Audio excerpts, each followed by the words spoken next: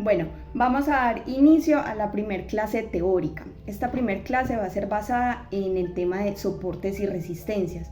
Los soportes y resistencias es un tema fundamental en el trading porque de allí es de donde vamos a poder ubicarnos en el gráfico y mirar zonas de oportunidad para posibles entradas. Entonces es un tema sencillo y que es fundamental aprenderlo. Entonces, bueno, vamos a comenzar.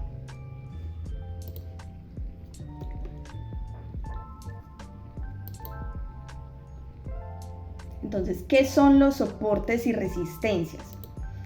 Una resistencia, por ejemplo, es el punto más alto al cual el precio pudo llegar tras un movimiento alcista. Es decir, el precio va haciendo impulsos y retrocesos donde los compradores van dominando y se supone que llega a una resistencia y allí es donde la fuerza vendedora empieza a dominar sobre la compradora. En ese punto es donde decimos que esa zona es una resistencia. Ahora, ¿qué es un soporte? Es el punto más bajo al cual el precio pudo llegar tras un movimiento bajista. O sea, el precio va haciendo impulsos y retrocesos bajistas donde van dominando los vendedores y llega a un punto donde ya no logran hacer mínimos más bajos y empiezan a entrar compradores, o sea, la fuerza compradora supera a la vendedora y en ese punto es donde decimos que hay un soporte. Ahora, ¿qué es fundamental tener en cuenta aquí? Y es que los soportes y resistencias no son líneas, son zonas.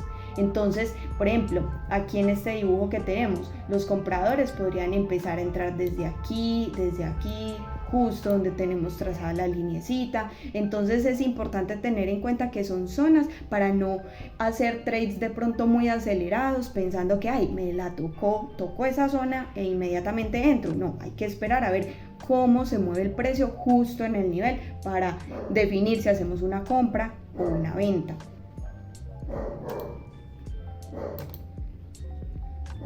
Bueno, entonces, ¿cómo trazar zonas de soportes y resistencias? Como ya sabemos, una resistencia es cuando la fuerza vendedora supera a la compradora. Entonces, cuando identificamos eso en el gráfico, es donde hacemos trazo pues, de las líneas.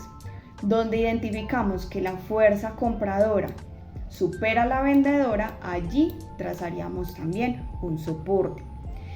Entonces el precio igual nos viene diciendo los movimientos que él va a ir haciendo. Entonces también podemos tener en cuenta cuando una resistencia es rota, como en este dibujo que vemos, la podríamos utilizar como soporte, porque si allí estuvieron entrando vendedores, podríamos esperar a que si es rota, el precio si regresa ahí, la reteste y puedan nuevamente entrar compradores. Entonces baja acá y volverían a entrar compradores. Eso es lo que dice la teoría.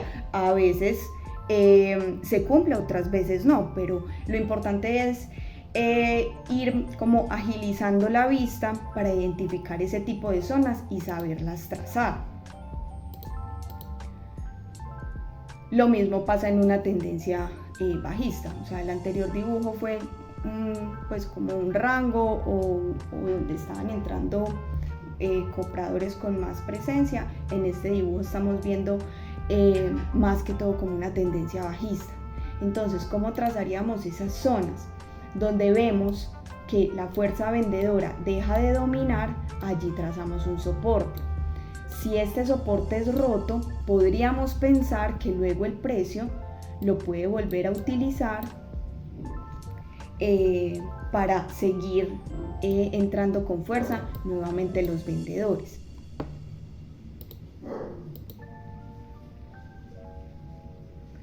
Ahora, podemos pensar en ciertos consejos donde podríamos operar teniendo en cuenta las zonas de soportes y resistencias. Entonces, ahorita les mencioné que un soporte cuando es roto podríamos pensar que lo podemos usar como resistencia y viceversa. Entonces, por ejemplo, si vamos en una tendencia bajista El precio lo que va a buscar es hacer máximos y mínimos cada vez más bajos. Entonces, donde notamos que se hace un impulso y luego empiezan a dominar, en este caso compradores, allí trazaríamos una zona de soportes, ¿cierto?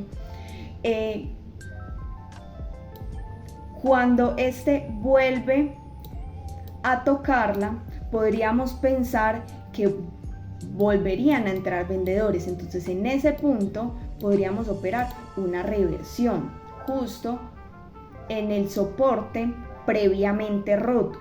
Entonces, en este punto, esperando a que nuevamente dominen vendedores, es una entrada muy viable. Y como el precio siempre se está moviendo haciendo impulsos, retrocesos, también podríamos esperar, cuando la tendencia está fuerte y en este caso pues es bajista, podríamos esperar que cuando un soporte es roto, lo podemos usar justo como resistencia para una entrada a la baja, como lo acabo de dibujar acá. Esta vela rompe y podríamos esperar a que el precio pueda seguir bajando. Entonces usaríamos este nivel para una nueva entrada a la baja, ya sea después del rompimiento o cuando él retrocede nuevamente a la zona y operamos una reversión.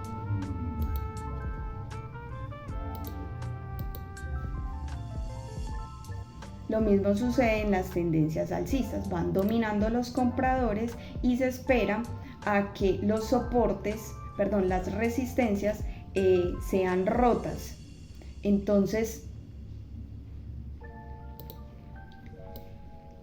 van dominando los compradores y justo después del rompimiento podríamos esperar utilizar esta zona de apoyo para una nueva entrada a la baja, al alza.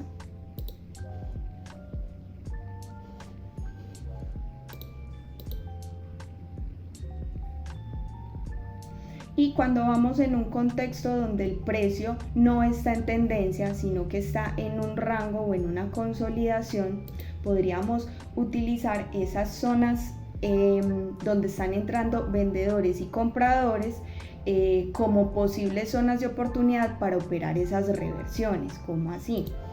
Vemos identificado un canal en estos dos puntos. El precio llega aquí y rebota hacia abajo, y llega aquí y rebota hacia arriba.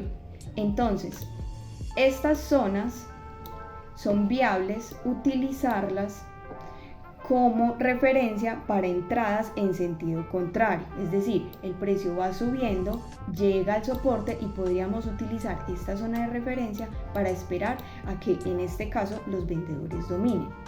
O si el precio ya llega al límite inferior, esperar a que llegue a ese punto y considerar una entrada al alza, esperando a que el precio empiecen a dominar compradores.